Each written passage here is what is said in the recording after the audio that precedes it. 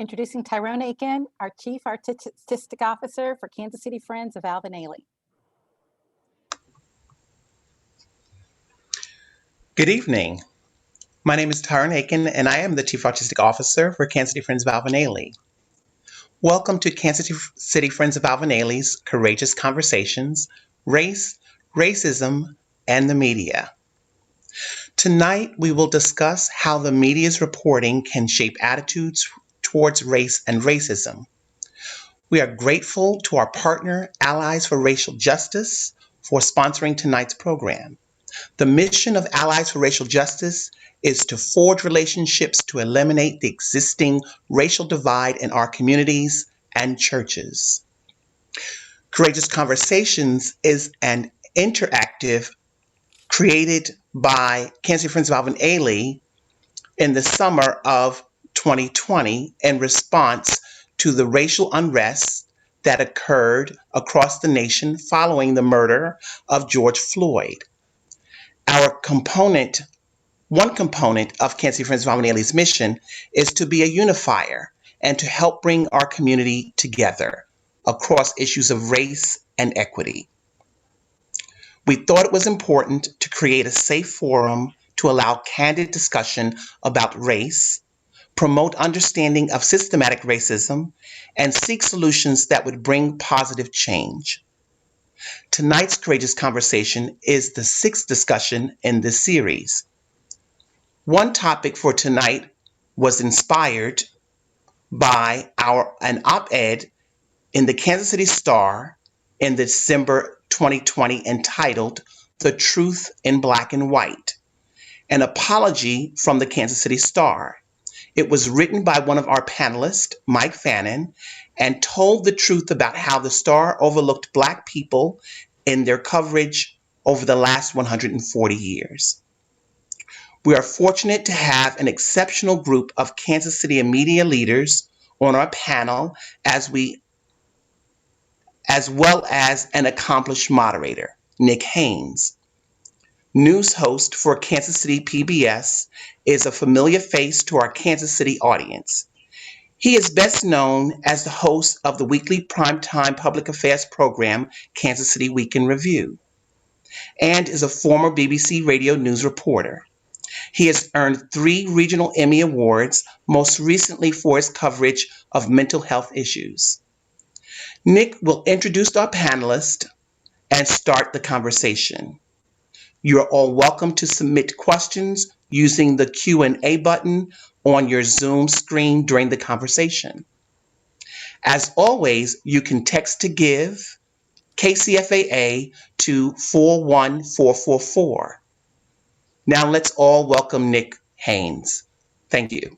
Tyrone, I'm going to pause for a moment, because that would be, if we were in person together, all of the applause, standing ovations going on during that period of time. So thank you for that in advance. What's amazing about this, if we were meeting in person, how many of you would have come to an event on race and media this very night when we are at -2 and feels like temperatures of -18? This is one of the wonderful things about what has occurred, in fact, as the opportunities over the past year, that when an event like this would have happened, people have just canceled and you would never have got anybody.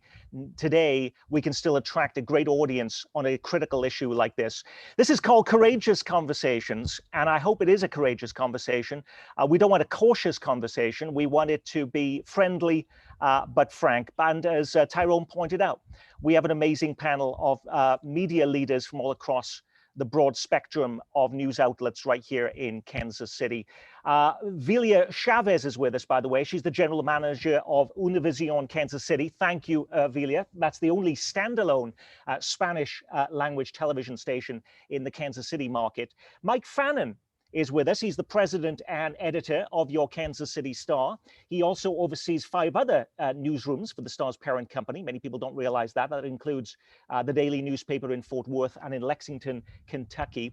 Vicki Newton, can you wave your hand to us? Thank you. She is the enterprise editor for our NPR affiliate, KCUR. In addition, though, to a radio experience, Vicki has a deep background in commercial television news. She was a primetime news anchor in St. Louis, but many of us are familiar with her work. She was at KMBC 9 News right here in town, plus WDAF as well. Stacey Prosser is market president and publisher of the Kansas City Business Journal. She's held that job at the Business Daily since 2014, but she's been at the paper for 25 years. And Eric Wesson is managing editor and publisher of the Kansas City Call newspaper, which celebrated its 100th anniversary back in 2019. And Eric Wesson has been there since the beginning. Am I right about that, Eric? Okay, 18 years, I think. Is that right? 18 years? Okay. 18 years. I get to see Eric every week as a regular panelist, of course, on our Week in Review program at Kansas City PBS. But as Tyrone pointed out at the beginning, one of the main reasons for this conversation was a revelatory story that took place just before the new year in the Kansas City Star, when our daily newspaper made the decision to basically dedicate its entire paper to an apology and to look, as Tyrone just mentioned, in this series called The Truth is Black and White, to look at the paper's historic role in shaping attitudes in and around the city and how it disenfranchised, ignored, and maligned generations of Black Kansas Cityans in its coverage from everything from crime to development, education, to its reporting on community achievements and milestones. Mike Fannin, what was the motivation, though, for you to do that in the first place? And why just before the new year to do that? Thanks, Nick. Well, we've been covering race and equity issues in Kansas City for a number of years. I've been at the Star for almost 25 years, and I've seen a lot of those longstanding efforts by my predecessors and also by my staff since taking over as editor in 2008. But it occurred in the wake of George Floyd and Breonna Taylor that while we had done some good stories, I don't think we were being particularly effective. And I don't think our stories were particularly well received in the Black community in Kansas City. And we really seized, I think, upon a big reason when Murray Williams, one of the Star's reporters, came to me and a couple of other editors at the Star and suggested that we take a long, hard look at our own role in creating that system that we're trying to write about here in the 21st century, our own role in creating and supporting that structure and that systemic racism and the racism that occurred within the walls of our own newsroom, and I think that, suffice it to say, we all had a very incomplete understanding of where the Star was on all those issues. I think there was a sense that the Star had not separated itself out from the pack, but like any good reporter, that day that she came with the idea, she also came with some specific examples. And just those few specific examples to me were eye-opening enough to do what we do in every case when we find bad actors who've done bad things, which is commission and investigation, to really put this on the same rails and on the same track that we would a business that we would be investigating for 80 to 100 years of racist practices. And so that's how we got started. Well, I want to get into the reaction. She came to us that day and the answer was an absolute and unequivocal yes. We're going to look at the reaction and what the impact has been on the newspaper and what it means to the newspaper today in just a moment. But I want to bring in Eric Wesson over at the Call newspaper. When you saw that apology in the Kansas City Star, again, this is just before Christmas, did you break open a bottle of champagne? Did you fall off your chair? You were so shocked? No, I pretty much looked at it as, okay, what's the bottom line here? What's the motive? Is the motive to be able to sell more papers in the Black community? That was my first thought with it. And then I reflected back on all of the damage and the financial advantages that they've had. You know, if I look back by comparison, the Star was able to advertise real estate. The Call, we advertised rooms for rent. The Star was able, and that's based upon the image that they projected of Black people. So realtors didn't want to advertise in our paper because they didn't want Black people living in their neighborhoods because of the image that was projected to them of them. We advertise, we finance anyone card lots, while the Star advertised Toyota, General Motors, and major car companies. So it was a lot of financial damage. But recently after it, I read it again several weeks ago, and I thought about the damage to Head Start, for example. Dwayne Crumpton, they did like a 2-week expose on him because he bought a pair of boots, and they didn't feel like that a Black person running a nonprofit should be making enough money to buy a pair of crocodile boots. Now, I'm not saying that was their motive, but that was the optic that it had. As a result of that, Dwayne Crumpton, one of the premier early childhood development educators in the country, basically was forced out. KCMC pretty much closed their doors, and Head Start has not been the same since. He was So also, though, wasn't he one of the damage. highest paid people in the country for doing Head Start? And that also was a part of that. But I want to bring in some other players here. And this is a conversation you're going to give a chance for Mike Fannin to respond as well. But I'm just wondering, Mayor Quinton Lucas, right after the Star began that apology, that came out. And Mayor Quinton Lucas tweeted at the time, a positive step by the Kansas City Star with more needed. Now, he said, I hope my friends in other local news outlets do the same. Now, as somebody in the media myself, I have to say here at Kansas City PBS, even though we are doing a lot of things in the area of diversity and issues of race, we had not one conversation internally about the Star apology, not one. I wanted to know what happened with you, Stacey Prosser, over at the Business Journal. Did you convene all of the reporters and editors over at the newspaper to look at doing something similar, or was it a non-story for you? Well, first I'd like to say that I think it was a very brave and necessary step for the Star to do that. And I think that, as we're having a candid and safe conversation here, I think that it's very difficult to make those decisions and put yourself out there the way that they did. But I applaud Mike and his team for taking that first step.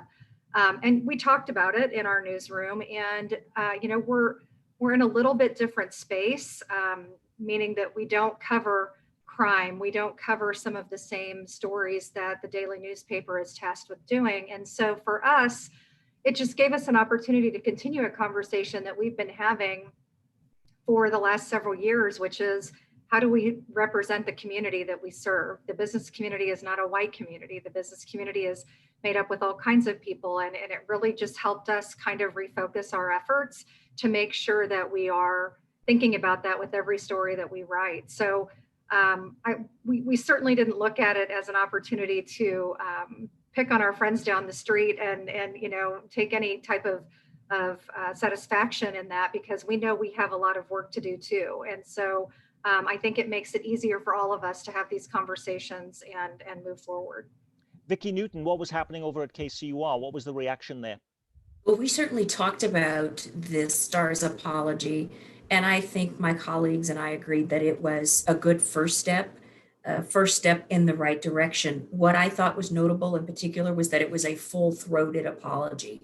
There was not an effort to minimize the one-dimensional portrayal the Star had presented over decades. And so I think that's particularly notable. First step, yes, but as with any apology, it's what do you do after you apologize? And so I think the most important thing now is, where will the Star go from here? And not just the Star, but all of the media outlets in Kansas City and around the country. What do we do now in terms of portraying the African American community and other communities of color in a way that is accurate and equitable, and that tells the stories that we traditionally have not told?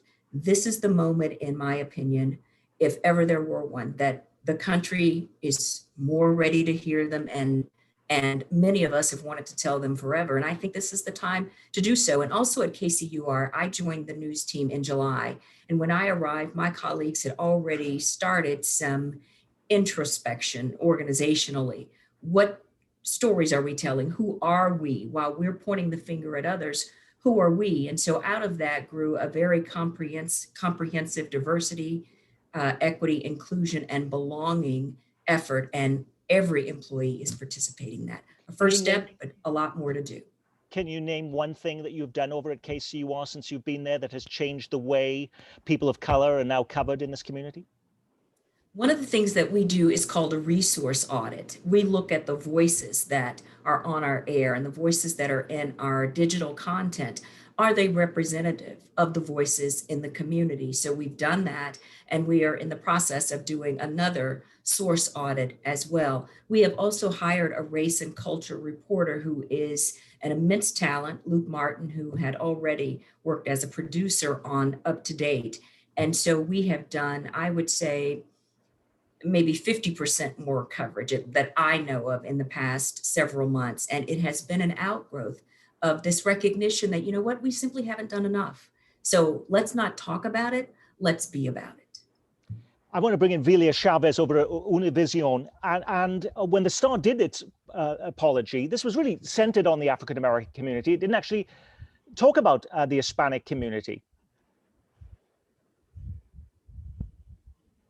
I'm sorry, can you repeat that? You broke up for a second. That's okay. The Star apology really focused on the African-American community. It didn't focus on the Hispanic community. Well, what are my thoughts on that? Yes, okay, thank you. Sorry, I had a little trouble hearing. Well, first I would like to applaud Mr. Fannin for writing the article. I think it was courageous on his part. Even though he didn't specifically mention the Hispanic community, it still brought me back. It brought memories for myself, since I'm someone who grew up in Kansas City. I grew up, reading the paper, grabbing the paper, looking for articles and things.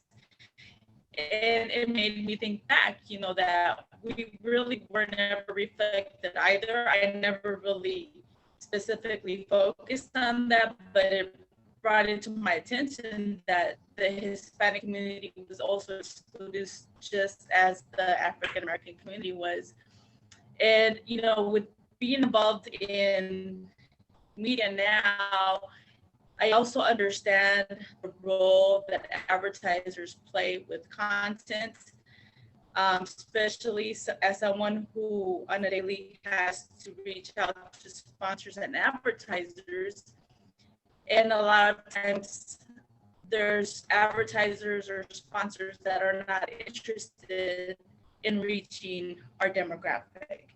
And so there's a lot more than just wanting to cover stories. A lot of times I would think a lot of media outlets are influenced by who their advertisers actually want to reach.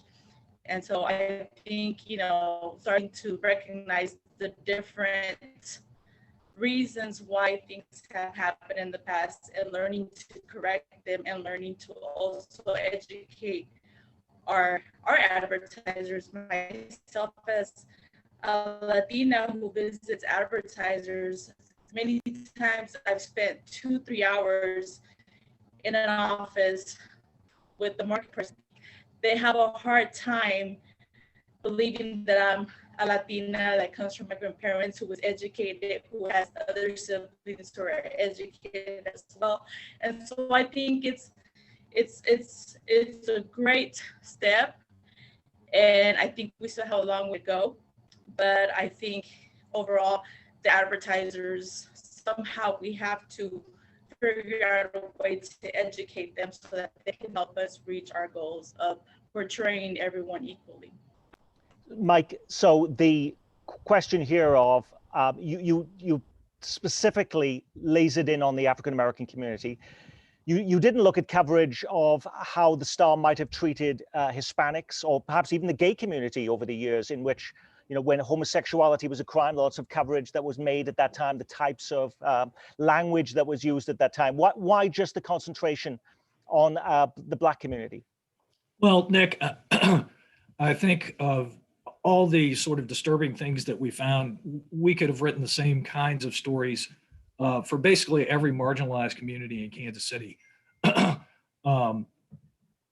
We felt like that in this case, Kansas City and the Black community being the iconic community that it's been for this city, some of the best things about this town, some of the very, some of our most famous residents, coming from the Black community.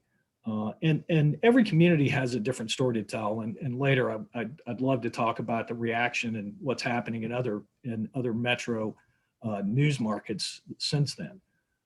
But to pause on Kansas City for a minute, I don't think you can tell the story of Kansas City without telling the story of Black Kansas City. And so we did talk a lot about it. And I was disappointed that we really couldn't take the time and the space that would be required to literally go down that long list that you just mentioned, and a very worthy list. And I feel some obligation, I must tell you personally in this respect, as the first Hispanic editor in the history of the Star, to address the very thing that you're talking about. But we felt like, as in many instances where we have to pick up a microcosm, here's really the worst case example of what we did. And a lot of those things, most of those things were happening, inside the Black community, where all the things that you mentioned, the accomplishment, the stripping of dignity, even in death, Black Kansas Cityans were not allowed to even get a funeral notice in the Star. And so we felt like that was a good example to really do a deep dive on. And so we could have gone, as they say in our business, Nick, a mile wide, but we really, or a mile wide, but we really wanted to go not just an inch deep. We wanted to go deep on one topic, and that's the one we chose. Eric, You mentioned after the Star printed its apology that the series will be of little real value to shoestring operations like ours that have long kept true to Black communities. You mentioned even in your earlier statements about what the impact would be on the call. What has been the impact on it? And is there a sense that if the Star does this remarkable job now of covering the African-American community, that we don't even need the Kansas City call anymore? No, our audience is a niche audience. It's a loyal audience. We've never looked at the Star as competitors because the people that read our paper and buy our paper understand us, and they are loyal and supportive, and they read the paper. So it hasn't been an impact. We haven't gotten any grants to say, hey, we want to help you all. And Mike and I had emailed or chatted once about doing a joint venture if we could find the subject matter, but that hasn't happened yet. I've been swamped, and I'm sure he has been too, but it hasn't had an impact on us as far as our readership goes. We still printing the same amount of papers. We still selling the same amount of papers. So, Mike. Yeah, and thank you for saying that, Eric. And by no means would that have been any of our intent. In fact, we wanted to make sure that we were pointing out what an incredible civic treasure the call was and is in this community. We couldn't have told the story that we told. We couldn't have done the series that we did. We couldn't have made an authentic apology without pages of the call and other great Black newspapers of the day. So in no way were we trying to take any call readership. And Eric, we weren't trying to sell newspaper subscriptions either. That's a pretty tough sell these days, particularly when you're talking about the actual throw it on your doorstep newspaper. I promise there was nothing behind it other than what's there. Did you lose subscriptions over it? We did. Sure we did. I think we've gained subscriptions over it as well. When I look at our subscription numbers, and we mostly track digital subscriptions, they appear to me to just be holding the trend. So I don't think you see like a spike or a decline. Eric. But there were several people. There were, probably two handfuls of readers at least who reached out and said, "What are you guys apologizing for? Cancel my subscription." Okay, so now there is one thing that they did that I do kind of take personal and kind of insulting, and that was they came up with a 18th and Vine Jazz District newsletter, and I'm like, that's my front street. So why? And I guess their goal is to connect to the Black community through 18th and Vine. But mind you, this is the same 18th and Vine that you've neglected. You know, just several months ago, you wrote a pretty damaging editorial about homicides that had taken there, that had happened there, that had happened there months ago. And you wrote it as if it had just happened that weekend. I do take offense to that bit. I was thinking, and people in the community that have responded is like, why don't they write about Olathe? Why don't they write about 39th Street? Why do they come in your front doorstep and write a newsletter? That was offensive. Okay, you can respond, Mike.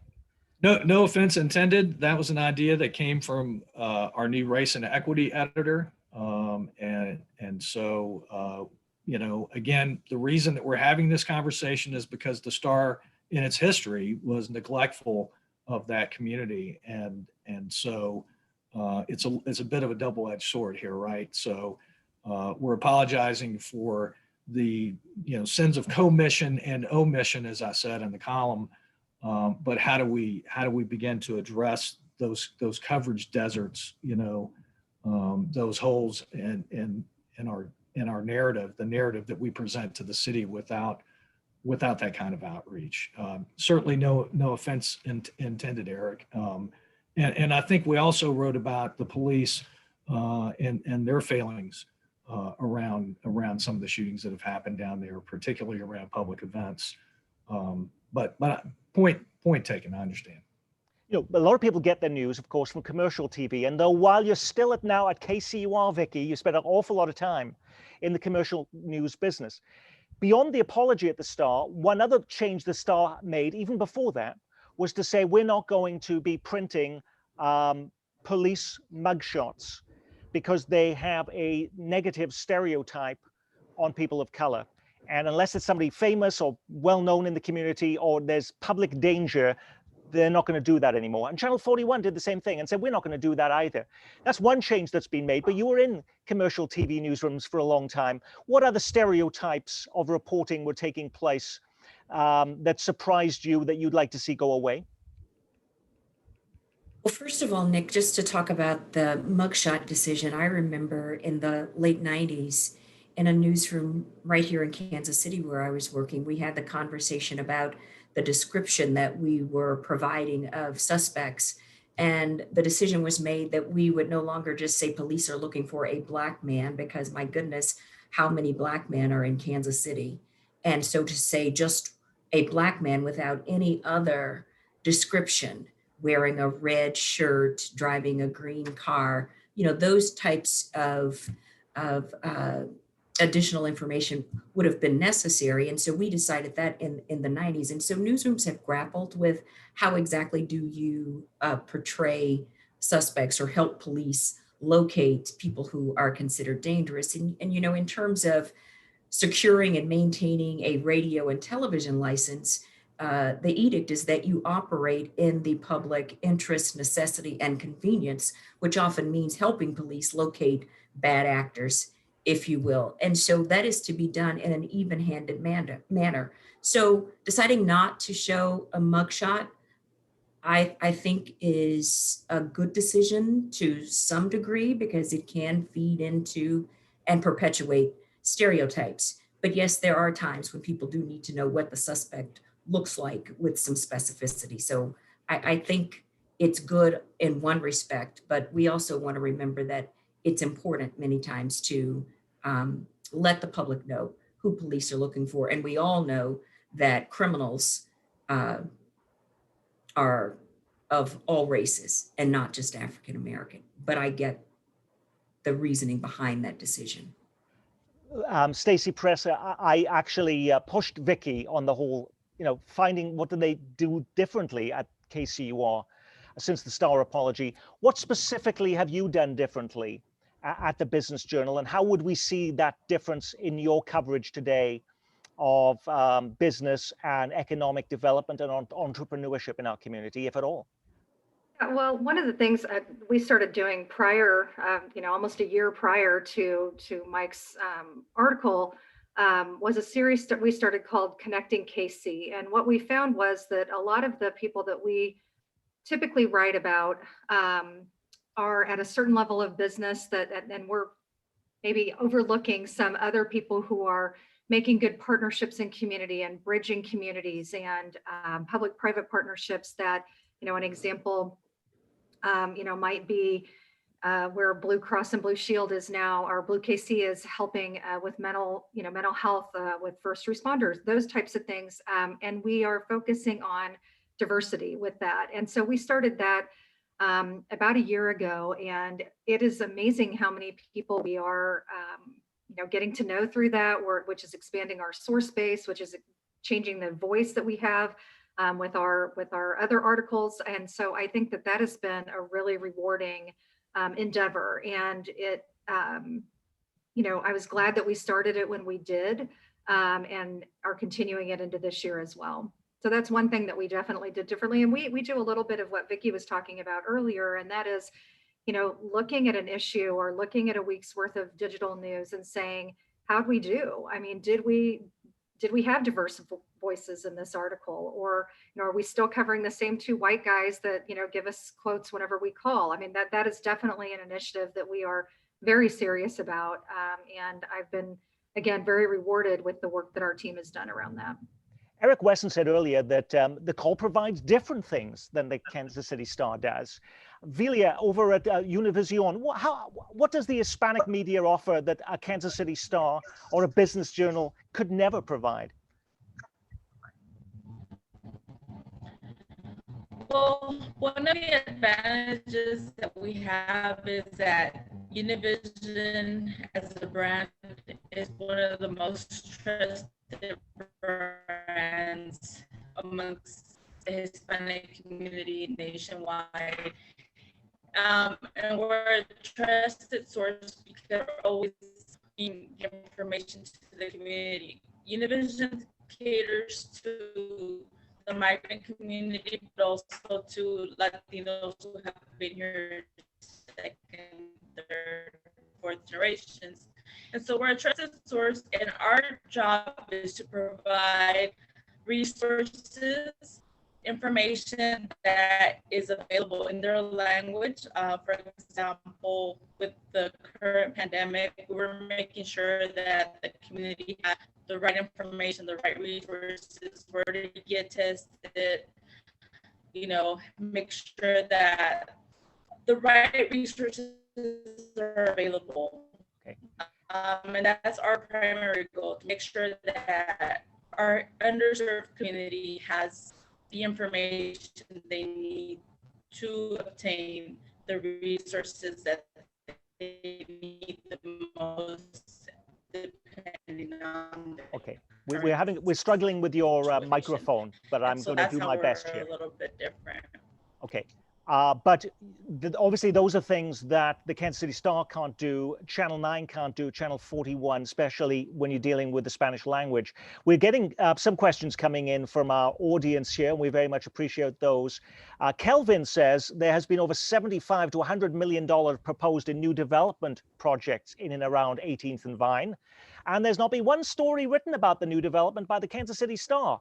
The Call wrote about it, the Business Journal wrote about it. Yet the Star has not done anything yet. How can we take this disparity issue seriously if it's still continuing? This is a clear example, Mike. That's an example I'll take to the morning meeting with me in the morning when we're back to work tomorrow.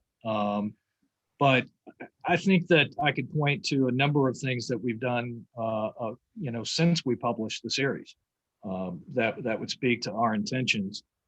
We certainly could have done a one-off. We could have made an apology and said, that's really not us. That's not who we are. But the truth is, the part about this that just keeps, resonating with me is the community wanted us to have this conversation. And I've heard from so many people who've come forward to say, I wish my mom or my dad had lived to see this day. And so, we did not stop there, and we will not stop there. We've named an advisory board. We had our first meeting last month. It was a great kickoff, and that board will be aimed at making our coverage more inclusive in all the respects you were asking about earlier, with the Hispanic community, with all the various marginalized communities in Kansas City, and not just race. We've taken our founder's name and words off of our masthead and our website. We've disassociated ourselves from our founder. We've reprinted thousands of papers free of charge for schools and churches, and there's been high demand on those, getting those out there.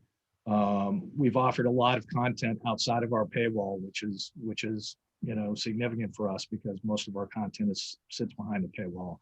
Eric mentioned the partnership opportunity that we approached him with at the call. We're looking for a real opportunity there, and we're also working on the same. It sounds like we're all working on our diverse sourcing. That must have been an industry trend last year, because I think a lot of that came up, and we see areas for improvement there. We are certainly not perfect. I think the biggest problem is, and I'll say two more things, then I can stop. All that coverage or non-coverage in the first 80 to 100 years of our existence, set a template, established a pattern. And even though the people who work in the Star's newsroom today are far removed from the people who would have worked there, during this heyday of racism, those templates, once they're established, are hard to break. It's hard to break the mold. So we're in the process of mold breaking in every area that we can. And the thing I'm maybe most encouraged by is we've done probably 25 to 30 of these programs in the last 6 to 8 weeks. I mean, it's literally takes, I would say, 2 to 3 hours of my day every day, talking about these issues and pushing them forward, and doing interviews and doing panels and doing workshops. We've done international ones. But the thing I'm probably most encouraged about is there are 3 mainstream media markets, 3 newspapers in metro areas that we're consulting with right now that are talking about doing similar projects of their own. And so if this is a conversation that we can push forward and help inspire in other communities, it sure seems like it's a necessary conversation. We're getting lots of questions from the audience. Do you believe that communities of color are fairly represented among media outlets in Kansas City? And does it matter, Stacey Prosser? That's a pretty big question. I think absolutely it matters. I think that diversity of thought, diversity of voices is a very important thing, regardless of what your line of business is, but especially when you're covering the community that you represent. I think that you can cover communities or people or topics from a different lens. You don't have to be exactly like, our reporters aren't bankers necessarily, but they sure know how to write about banking, right? So, I think that you can become a very good journalist and cover things and ask the right questions and go to the right people. But do I think that can we all do better about diversifying what our staffs look like and who we're talking to? Absolutely. And it's something that we're very well aware of. And I think everybody on this panel probably is as well. But I think that there's a place for all of us in the media landscape in Kansas City. To the earlier point about, is one going to take the place of the other? No, I don't think so. I think that we all serve a specific niche, and people who consume media oftentimes want to consume more media. And so we probably have some crossover here and there as well, which I think is great because it makes us all better. Vicky, I don't think you can find a much more diverse newsroom than in what happens in commercial television news. And there's no more diversity in America than the anchor desk in major cities across America.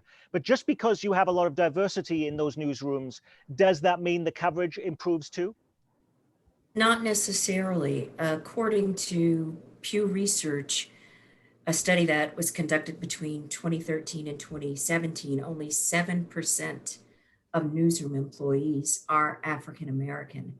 And many times you may find that there is representation that's forward facing, but in terms of making decisions about the coverage and the content, there is a lack of diversity. And I think that is where we also want to focus. Who's making the decisions about what's covered and the voices that are included? It's key that we also have representation in that part of the journalism arena as well. You know, I agree with you completely. We had a news anchor on one of our programs, and she'd mentioned that about a specific issue that wasn't being covered. And I said, well, you're the news anchor. You're the primetime news anchor. Can't you influence that? And said, absolutely not. I don't have any say in those stories. So I thought that is an interesting, yeah, Stacey? Well, I was just going to say, you know, it's interesting. We can't diversify newsrooms unless we're encouraging people to go into journalism as a profession. And I think that everybody would probably agree that we are not encouraging minorities to go into, or women in a lot of cases, into journalism the way that we used to. And it used to be you graduated from J school and you went into, you know, TV, radio, or print. Now you're the oyster, you know, the world is your oyster. You can go work for anybody who's producing content. So it's become a much more competitive landscape. And that means that, you know, our opportunity to get people interested in being a beat reporter is a lot harder than it used to be. Eric. You know, that sounds good, but that's not a cure-all. And I say that because we've had people of color in newsrooms as the newsroom directors, and it didn't change what was presented. The issue is that they are after ratings and numbers, and they're after advertisers. And if advertisers don't want to hear or have their business associated with what happened on 39th and Prospect or 35th and Prospect, it doesn't matter who the news person is that's running the news department. The fact remains that they're going to go after ratings during their sensational news week, and they're going to go after advertisers. So I think the bigger thing is, how do we change the mentality of people that absorb the news and view the news? And we don't do that just necessarily by presenting them different aspects of news. We start young and we start showing Black people are educated. Black people have credit scores. Black people are not all violent. Hispanic people are, you know, they work just as hard as everybody else. So I think there's a lot more to it than just changing the color in the newsrooms. Just my little pea brain thought. Mike, you actually started as part of the process too, a advisory board that is going to be looking at what you're covering. Who decides who's on that board, and do they help shape the stories? If the reporting is halfway done, do they help develop what that reporting is? No, we haven't really gotten all the way there to, you know, having them be part of the story process. That's still, I think, the domain of professional journalists. But they can help us with a lot of things that are in real time, Nick. Decisions that we're on the cusp of making, just context that we need for better understanding. Because as Stacey was saying, we're all, I think, still building this sort of cultural competencies, you know, of our rooms. And it's going to look very different in this century than it did the last one, obviously, already does dramatically. So the board is there to really make sure, you know, their mission is to act as a sounding board as we try to broaden and improve our coverage. Because while I may have thought, or someone else may have thought in previous years, the Star has done a good job on some race and equality and equity issues, the community decides, and they get to tell us whether we've done a good job. And again, that's part of the reason that I'm glad we did this, and we'll take the slings and arrows, all of them, you know, because I want us, when we write about the police or when we write about the fire department, you know, we did a project in December that's getting less conversation, but it exposed, you know, generations, decades of racism in the Kansas City Fire Department. And the fire chief has been called out in front of city council and called, you know, and forced to implement change. You know, so we're trying to do those stories. It's helpful when you have a board like this to offer things that you don't really see that are outside your peripheral vision, you know. So we're hoping this is a group that's really going to bring insights, challenge our assumptions, and just generally help us do more inclusive work. You know, for instance, there's a board member who I've been speaking to for years, and who picked that board. That got sourced with our staff. We basically sent it out to, you know, a number of people on our staff, and I would say a racially inclusive one. And people offered names, and then we, you know, went through a couple of iterations of that, saw who had the time to do it, because it's a year-long commitment. It's a pretty serious commitment that we're asking for here. And so that's the way that came to be. But we're already beginning to explore some interesting things. And for instance, Cynthia Heron, one of our board members, Cynthia and I have been talking for a couple of years about the use of mugshots. And so it was very satisfying to be able to have the conclusion that we came to on that. The other thing I should mention is, and not in the Kansas City newsroom, but in one of my other newsrooms, we're also volunteering to be the first in McClatchy to jump into the Boston and volunteer the Lexington Herald Leader to do some work around the Boston Globe's Right to Be Forgotten project.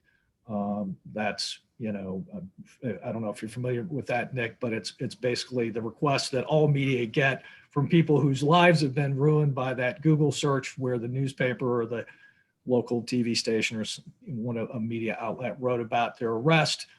They were later exonerated, or the charges were dropped, or they were, and yet that lives on. And so we're doing some volunteer work around that as well, because we really do want to be at the cutting edge of this. But I do want to go back and say I agree with Eric. I think this is the kind of thing that we're not going to solve through some initiative over the course of a year. We're just going to put the shovel in the ground and understand there are years of digging, years of work ahead of us. The Alvin Ailey group is very much interested in planting seeds for better outcomes. Now, Mike Fannin, Stacey, has this advisory board that is apparently about trying to connect to communities that have been underserved. How do people get to connect with you and the Business Journal? I'm glad you asked. We are constantly looking to, make more contacts within the business community. And I would, encourage people to, reach out through our contacts on our website. We have made, I think, big strides in our partner organizations like the chambers to help, identify their members that we should know about. But, we got a long way to go. So we can use everybody's help who's interested in moving this conversation forward to make sure that we are aware of the partnerships or the businesses, the entrepreneurs and ideas that are, bubbling up in all the communities. We're getting lots of questions.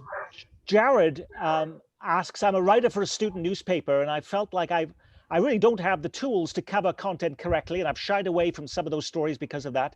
In a professional news writing environment, is there space to take time away from work to read and find resources to develop these skills? Currently, is it a detriment to tell your editor you lack skills to cover a topic and want training?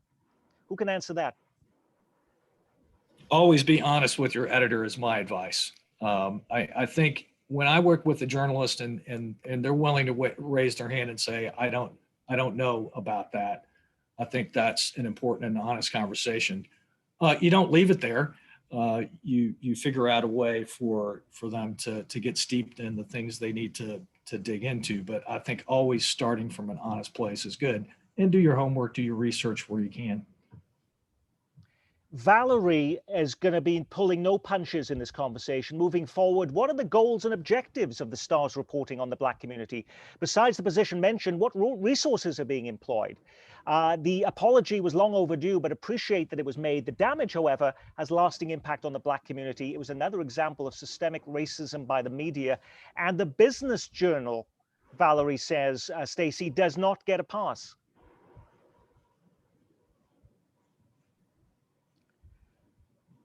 And I think that's completely fair. I don't think any of us are asking for one. I think that we need to improve just like everybody else does. And I think that if there are I am completely open to conversations, and if anybody wants to contact me after this and discuss ways that we can do better with that, I think that that's the only way that we can move forward is with input from those communities and those people who feel that we're not doing a good job of representation. And I think that that's completely fair. What about at the start, Mike, talking about the resources employed? Yes, you have the diversity editor, you mentioned that, and we've had the apology, but what other resources are put into this? Well, like I think I was going through that long list, Nick, we overrun, and printed, thousands of papers. And of course that costs money. I don't, we've expended a good bit of resource. Anytime you take 6 or 7 journalists and they work on, largely one subject for 6 months, obviously that means you're not doing something else, and that's resource that you're dedicating. So there's that resource, obviously, and our currency really is in our journalism. That's what we're going to bring to the table. That's what we didn't do a good job of in our first 100 years, and again, that's going to be where we see the most commitment and improvement. Whether it's us now because of the STARS policy that, as I said, prevented Black Kansas Cityans from having even an ounce of dignity, through life, robbed of accomplishment, robbed of recognition, and then in death, couldn't even get a notice in the paper. We've started a series where we're recognizing, some great folks who have passed, and I don't think it's a coincidence, by the way, Nick, that on the day we published our series, we had 2 pages of obits. They were all white faces. So when you have a longstanding policy like that, you better believe that it has an effect on the outcomes of today. And that's one of the things we were most struck by is we have to accept our responsibility for the landscape being shaped the way that it was, because we could have drugged some of those topics out into the public square, out into the sunlight, and maybe there would have been a different outcome, and maybe we'd have different outcomes than we have today. So we're putting the resource that we can, which is in our people and in our journalism. There's a lot of outreach. I said there's a lot of time commitment. We're continuing to do these programs. As I said, Murray and I do probably average 3 to 4 of these a week between us. And so we're just going to continue to talk about this and write about it, and we'll not be perfect. So for the person who's looking for us to make our first misstep, and that will really mean we weren't serious, trust me when I say I would love to make no missteps from this point forward, but I promise you we will, because we're human. Vicky. I'd just like to add, being a journalist, in my opinion, is an honor to have the opportunity to chronicle and tell the stories of the time in which you live. And so I think part of correcting what hasn't been done right is to perhaps overhaul the philosophy around the stories that we tell, and recognize that there is also, at the same time, an obligation to reflect the community that allows you to use this platform, because it is an enormous platform when you have an opportunity through your storytelling to shape ideas and behavior, and to realize that everybody wants to see themselves reflected in the stories in the community in which they live. And I think if we approach it from that perspective, that we represent this community and what an honor it is to do that. And so then it is incumbent upon me as a journalist to make sure that in doing so, I am inclusive in the stories that I'm telling. Otherwise, my picture of this moment in time is not accurate. And that is where we need to start, I think, as we move forward. Eric. Here's the ringing bell in my mind is, how do you unring the bell? I watch my kids will fall and want to pick the other one up and dust off their pants, and they'll apologize for it. And that to me is a sign of sincerity when they help dust them and get them back restored to the way they were. So how does the Star, in the mindset of making the apology, how do they come up with the reparations to the damage that's been done? You know, you look at 18th Street, we've got booming projects down there. Alan Gray is with a group. They've got multi-million-dollar project going on over there. But you follow that up with, oh, there's a lot of murders down there in that area, and you blame it on the police. And one other thing, this is just a sidebar. I wrote about the issues with the fire department 3 years ago. It got absolutely no traction. Then the Star writes about it, and then the city council focuses on it, and it's, you know, maybe it was different city council, but it's the trust factor within the Black community for the Star to accurately report our lives, our issues. And I think that damage is not going to be replaced with coming forward to tell you how to cover news in the Black community. I don't think it's going to be repaired with just an apology. I think it's got to be something a lot bigger than that. It's just my opinion. Vili, I want to bring you in again. We have a question here from one of our viewers here about how you feel the coverage of the Hispanic community is provided by other media outlets in Kansas City. What type of job do you think they do? Well, once again, we're not always portrayed in the best light. You know, I know after the 2016 election, anytime a Latino was mentioned on the news, there was always a reference to their citizenship. If they were not a U.S. resident or a legal resident, right away, an immigrant, they wouldn't even mention Hispanic. Right away, their legal status became the headline of the story. That's one thing. Another thing is that I noticed that when Latinos get attention, when we get the stories is around Cinco de Mayo, Hispanic Heritage Month, and now Dia de los Muertos, you know, the popular holidays. So we're still not being taken serious.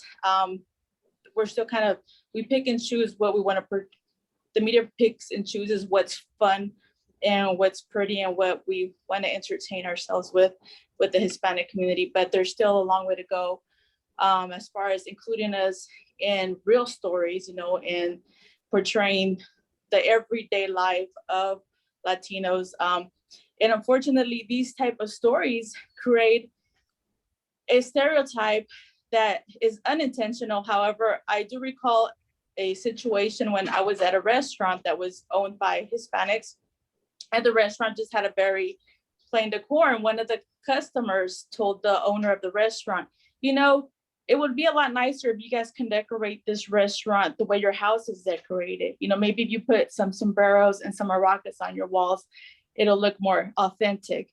And I just observed the conversation, but this all goes back to how the media portrays Latinos. You know, there's still the impression that, you know, we live like a Cinco de Mayo party all year round. And so that's not the case. So I think if we can be portrayed in everyday lives, how we're just like everybody else, we have the same hopes, the same dreams, we're educated, we're bilingual, you know, we choose to connect with our roots and we choose to preserve our language, but that does not mean that we do not speak English. So I think there's a lot of things that can be done to change those perceptions about Latinos. So don't just come to you for food stories or dance and culture stories. Be there for the big bones public policy questions as well. And I think that's a great point. Vicki, I want to bring you in again. I mean, as somebody who hosts a weekly show, and you know, issues of race come up constantly. And you look at the big public policy beats in reporting newsrooms around our metro, almost all of the big political and public policy beats are held not just by men, but mostly white men, of course. And even though you have huge diversity in commercial TV newsrooms, people of color are by and large, in my experience, relegated to crime beats and beats that don't have those more impactful questions that they're going to be discussing. Is that off base? I think in commercial TV, we have the general assignment reporter, and many times that's kind of a beat that many different reporters cover. So you could cover City Hall one day, you may cover politics the next day, but then you may also do a school story or something that's a little more lighthearted. During my time at KCUR, when I started, our City Hall reporter was a young woman, Lisa Rodriguez, who is extremely talented, is able to source in an immaculate manner. And she was recently promoted to our news director. So I think that's an example of great progress, specifically here in Kansas City. We have a question for Eric here. This is from Tracy. In what ways can the Cole get more resources to expand its audience? We know what the problem is. What's the process?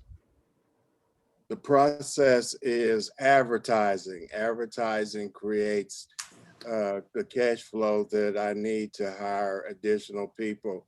You know, when you look at it, I have 2 new students there that I've hired from journalism school, and teaching them and managing the paper and putting out fires and trying to raise money is a lot of, you know, when I watched Donna as the managing editor and publisher, I didn't realize how many hats she had to wear with a small paper. But, and it's a lot, let me tell you. But I think our biggest issue is advertising dollars. And even though we get a lot of small local advertisers, I would rather have like national advertisers or bigger advertisers, which would be consistent in their advertising. You know, it's good to have the business directory and promote and support small Black-owned businesses in the community, but a couple of those UMB ads, full-page ads periodically would help. And somebody suggested that the Star print our paper for us for like 3 years. That would be great as well. Okay, so you were agreeing Mike to do that right smiling. now? You can do that for The us, problem Mike? is we just had our last press run. The night of the Super Bowl was our last press run in Kansas City, unfortunately. Oh, okay. But those are the kind of things that we would need. National advertising. You know, people have the impression because you're a newspaper, there's a lot of people there, Eric, but you know, you're one of the few people in the office, right? Yes. And after Donna died, I was the only person there as far as the editorial side of the paper went. We had the business manager there, and we had some other people answering the phone, but it was like covering everything. And Mike has mentioned before, one of our biggest financial input to the paper is the obituaries. And we have been able to do that. And that was one quick story, because the Star or mainstream newspapers wouldn't print Black obituaries. Mr. Franklin came up with the concept of printing it. He talked to his friend A. Philip Randolph, who was the head of the Pullman Porters, and they put the newspaper on the train. And when it went down to Southwest Missouri, Oklahoma, and Arkansas, the Pullman Porters would throw them out on the docks. People would get the paper, read it, see the obituary, and saw where that person worked, and they would move up here and work at the packing house or work for businesses here. So you had a lot of people from Oklahoma, Louisiana, that moved up here based upon the Star and the obituaries. That was just a sidebar. It's just something that people really don't know about the Star. And one of our anchors is actually the obituaries. Mike, you've mentioned a lot of changes that you're doing at the Star, and you're making a huge commitment to diversity. How will you know you've been successful? We'll be successful. That's how I know we'll be successful, because I think you already said you lost subscribers. Some people. I think a diverse staff brings stronger content, brings stories that everyone in the community wants to read. So I think we'll know we're successful by a lot of the metrics that we use now, which are, readership metrics. Eric's talking a lot about advertising, and that's a whole other panel I think Eric and I could probably do together, because so many of those big national advertisers have slipped away in this era of digital news. But I think that we'll, look, it's not like one day we're just going to arrive. We're going to have success, in fits and starts, and that's what we've seen. But I think the difference now is we've identified it, we've recognized it, we've put it out there into the atmosphere and out into the open for conversation. And in effect, by doing that, we've painted ourselves into a corner, burned our ships, and said, we're going to get better at this. And like I said, we made a very public apology. We talked a lot about how it was just the beginning. I'm encouraged that I think everyone on the call sees this in the same way. This is the first step. But, I think a news operation that brings a lot of perspectives and different points of view and does the kind of 360 reporting around having that kind of representation that Vicki's talking about, I think that's an operation that is going to be successful. What about at the Business Journal, Stacey? A lot of words have been spoken on this courageous conversation about diversity and its importance and looking at underrepresented communities and having better coverage. But how will we know you have achieved that, in 12 months' time, for instance? Well, I think once we stop talking about it, right? I mean, if we're doing what we set out to do, we won't have to do the audits that Vicki and I both, mentioned earlier, that are we, diversifying our sources. It's, it reminds me of that quote from Ruth Bader Ginsburg when she says, when there are 9, right? When we, when there are 9 women on the Supreme Court, then there will be enough. And if we have diverse voices, every story that we're doing and good representation in our newsroom, I think that's when we'll know that we can stop having the conversation. And I'm sure at that point it will be on to something else. I mean, we're all going to stumble from here until eternity, right? And it's just part of our evolution. I would like to, there was a question in the chat that I just wanted to address, that while I was welcoming feedback and being very open about connecting with the community and people that have ideas, don't misunderstand that for us not being intentional about reaching out to diverse sources and diverse businesses. We definitely are doing that, but it helps to have input. I mean, I think we all are better when we're getting information from people we don't yet know, and we can't know everybody. And like Eric's operation, I think if I had everybody on this call guess of how many reporters we employ at the Business Journal, you'd overestimate. And so we're a very small news operation as well. And so it helps to have friends out there looking out for us too. So let's put it to practical use. We have Daryl here who's asking a question. He says he loves the conversation, everyone being in their truth. It's needed, and this is how healing starts. But I'm in the process of starting a Black LGBTQ chamber and excited to see my hometown evolving, changing, and growing. So how does he get engaged with your operations? If he wants to tell that story.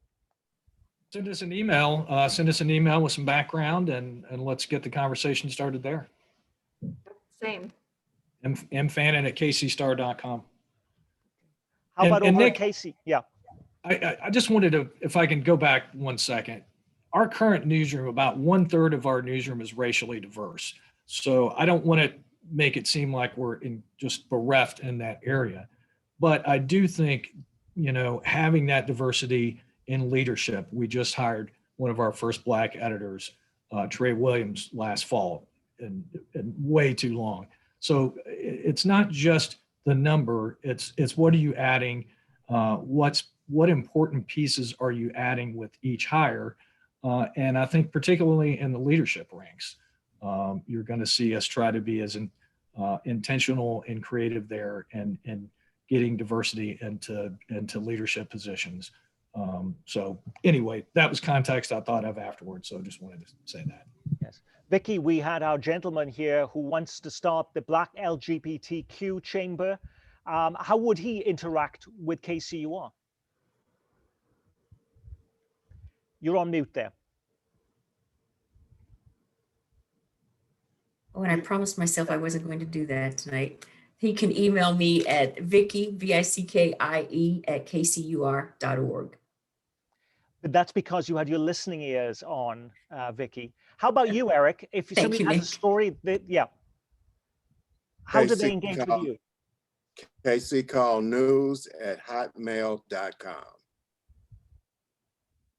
kccallnews@hotmail.com. It's amazing how many questions that are coming up here on why there isn't much coverage on right-wing extremist groups. And I'm amazed at how much coverage there is of that. Are any of you wanting for coverage relating to that issue? I thought the Stars actually distinguished itself on the topic, and particularly Judy Thomas, longtime Kansas City Star reporter. She's been writing about this stuff since Oklahoma City. In 2014, I believe, we did a project called The Terror Within or The Threat Within. I can't remember the headline now exactly, but it was really all about the increasing danger of in particular domestic terrorism and militia groups and some right-wing conspiracy groups. So we've written quite a bit on the subject over the years, but maybe you can't have enough. Yeah, I have to tell Arthur then, who is here, he says the media has been quiet, that clearly issues are happening here. Let me ask this question, because I think it's interesting. This is from Eugene.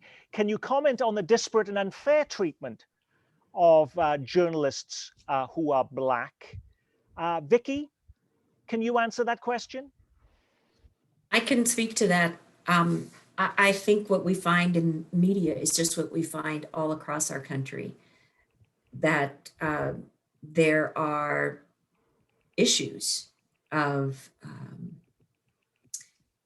inequity, not just in education or business, but also in media.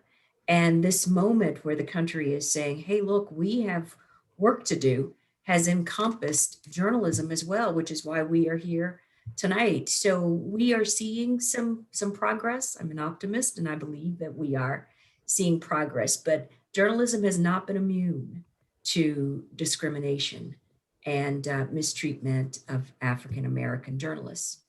It's a microcosm of our society. Stacey mentioned earlier that we weren't seeing this huge number of people of color going into newsrooms. But what can we do collectively to make people of color feel far more welcome and included in our news outlets?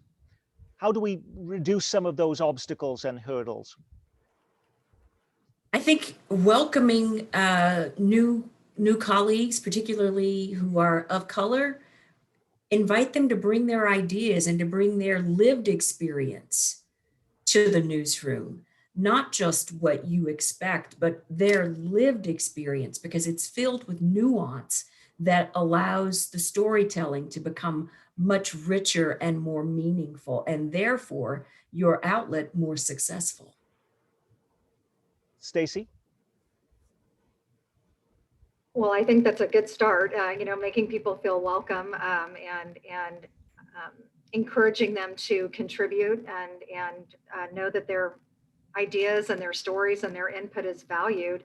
I think that we have a firm commitment to our internship programs, making sure that we are, we're participating with Dow Jones Foundation, and we're doing some internships with their minority programs, as well as our own through American City Business Journals. But, just introducing ourselves to people who may not be familiar with the Business Journal.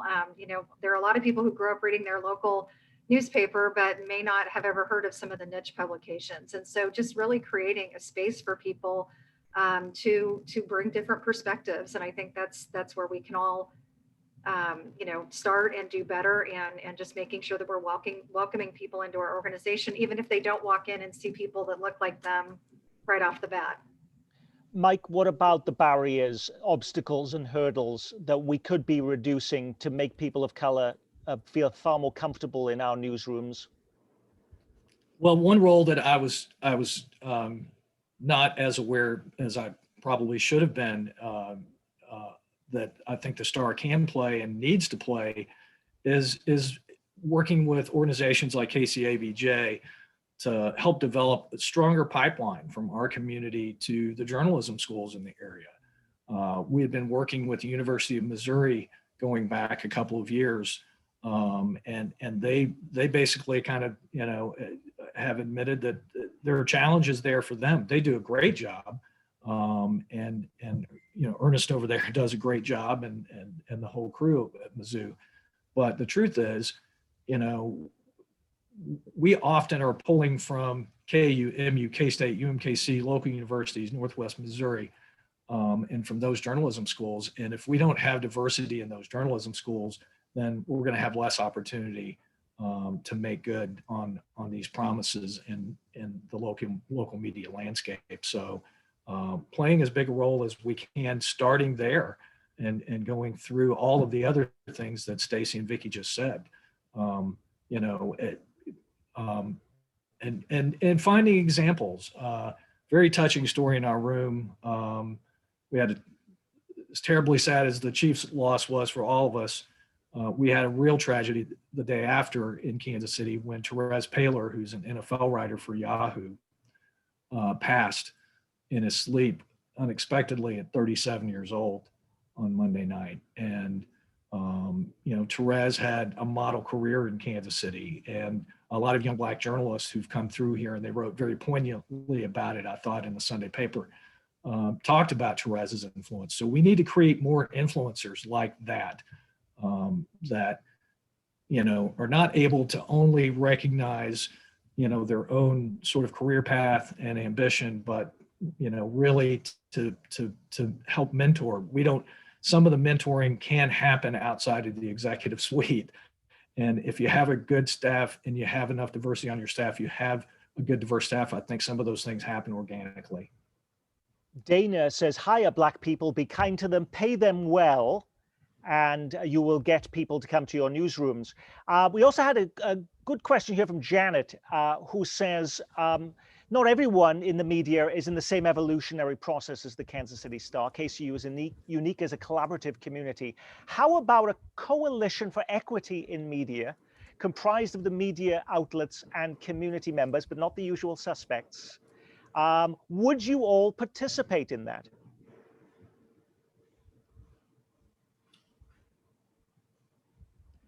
Say more about that. I guess say more about that. Janet, you're going to have to come and give us more information here. I mean, how would it operate? What would what would be the mission? So Janet, you're going to have to come back with us on all of those questions about what that could potentially be. Carol asks, Mike mentioned that the Star did its last press run on Super Bowl Sunday. If you would kindly explain a press run and the impact on the Star's financial position. Right. So when you pass by the giant glass building downtown and you see all those conveyors, you know, going for several stories, that's our press.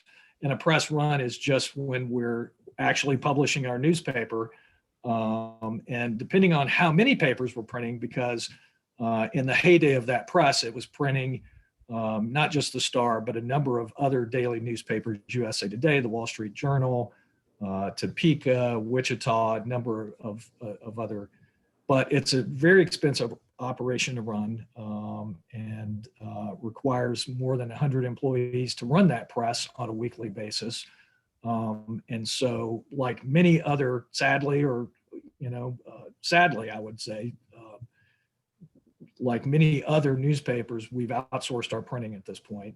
And so when we digitally send our pages of the newspaper in the evening, they don't go just upstairs, they go to the Des Moines Register's printing operation, and that's where the Star is printed and then trucked back and delivered. And believe it or not, it's cheaper to do it that way than it is to run that press every day, because it's a beautiful state-of-the-art machine or series of machines, but very expensive. Brian asks, it doesn't take a rocket scientist to see that the effort to provide appropriate coverage of the Latino community is lacking. Would it hurt to publish an occasional story in both English and Spanish in order to encourage people to become more bilingual and to be more inclusive. How about that, Stacey? That's an interesting concept. I don't know that we've actually thought about that before at the Business Journal. I assume that, we could all benefit from expanding our audience a little bit. I think that that's probably maybe something that would be better suited, not better suited, but would be had a wider distribution perhaps for Mike or, a daily paper, but we certainly could. Why not? Why not look at that? Why not look at, covering some of that in a different language and opening up some new doors and opportunities. And I think that we could all look at some partnerships. I mean, I like hearing about Mike and Eric talking about that, but that doesn't mean that, Delia and I couldn't talk about doing something that would help bridge our communities as well. Delia, are you up for that? Doing a collaboration with the Business Journal? Definitely. We are in contact with a lot of Hispanic businesses, and we would love to collaborate with the story that we can get the Hispanic business owner and help you translate the story into English. Definitely. And what about the Spanish language story you could do in the Kansas City Star, Mike, if you're wanting to attract and be more inclusive of the community we serve? Well, Nick, this is where actually having multiple newsrooms to experiment with comes in handy, because we're just beginning a project down in Fort Worth, Texas at the Star-Telegram newspaper there, where we're going to be translating a lot more stories into Spanish this year. So not only writing more stories for the Latino community, but making sure that the other stories we're doing are also getting into getting translated into Spanish, because ultimately, you asked what success looks like, Nick. It's not just writing about particularly, when we say the Black community, it's obviously, we're just using a standalone phrase there, and there are many different interests represented there, right? It's not all one single homogenized audience here. I think for us, what success looks like is not only writing stories about marginalized community, particularly stories about truth to power and accountability journalism, starting there. But I think when all those voices are just reflected in all the stories we do, whether it's a story about healthcare or education, doesn't have to be controversial, doesn't have to be on the cutting edge of race relations. Sometimes it's just a story about COVID, and it needs to have a full representation of community voices in those stories. And that ultimately, I think, is what success looks like for us, or one fixed, one small sign of success there is Eric, reflective of that. Yeah, Eric Wesson, we spent 90 minutes together talking through some of these questions. If you were on our year in review show come December, and we asked you the question of, what progress did we make in making sure that our newsroom's more inclusive, our coverage was more inclusive in all of our media outlets, what would that success look like to you? It's great dialogue. This is great, and I commend the Kansas City Friends of Alvin Ailey for putting these type of conversations together. The possibilities are unlimited in what we could do if we geared toward, actually doing it. I would be open to whatever ideas and suggestions, but I think we've got a lot more work to do. We got a lot more conversations to have as well. So by December, you can ask me that question and I'll say, this is where we started. This is where we are today. Yes, and I agree completely. Velia, first of all, as a public television station, we can do so much more with the Hispanic community. We would love to talk with you. It's been a long time, Stacey, since we've done anything with the Business Journal. Great opportunity. Vicky, you were superb. Love to have you on our weekend review program if you're open to that. Thank you so much. Mike, thank you for allowing your reporters and top people to come on our programs and make sure that our community is served in that way too. Thank you again to Mike Fannin, Vicky Newton, Stacey Prosser, the Kansas City Call's Eric Wesson, and Velia from Univision. And thank you to Melanie Miller then from the Kansas City Friends of Alvin Ailey for allowing us to share time with you. Melanie has some final words before we go our separate ways in this frozen icebox that we call Kansas City. Melanie? Thank you, Nick. Thank you, everyone. You were really just spectacular. I just, big bravo to the entire panel and to And Nick they for didn't your cut any excellent. of our power off. No, I was getting notifications from the neighborhood links saying 85th Street. So about, a mile or so from my house or so, the power's going down. So I was very nervous, but I do want to thank everyone for hanging in there. And I just really thought it was an excellent and a courageous conversation, just as we had hoped. And I just want to put my hat off to you, Eric, for asking some really tough questions, and Mike as well for really taking it on, and because that's how we make progress. And to again, to Vicky and Stacy and Velia, everyone, just really a fantastic job, and we hope to have you back again. Again, I'm Melanie Miller, and I'm the CEO for Kansas City Friends of Alvin Ailey. We want to thank our audience for participating in this courageous conversation tonight. We hope that you were both enlightened and inspired. I also want to thank our Kansas City Friends of Alvin Ailey staff, our board of directors, the Courageous Conversation Planning Committee, and our generous sponsor, Allies for Racial Justice. We are grateful for all of the support we receive from this fantastic Kansas City community. And if you'd like to provide financial support to allow us to continue doing these programs, you can text KCFAA to 41444 or go to our website at kcfaa.org. Our next Courageous Conversation will be held on Monday, April 5th, where we will feature mayors from various cities in the metropolitan area. They will be here to discuss how they are promoting diversity and inclusion in their jurisdictions and what they are doing to reduce systemic racism. Please check our website and social media pages for more information. Thank you again for joining us, and have a great evening. Stay warm and stay safe. Bye-bye.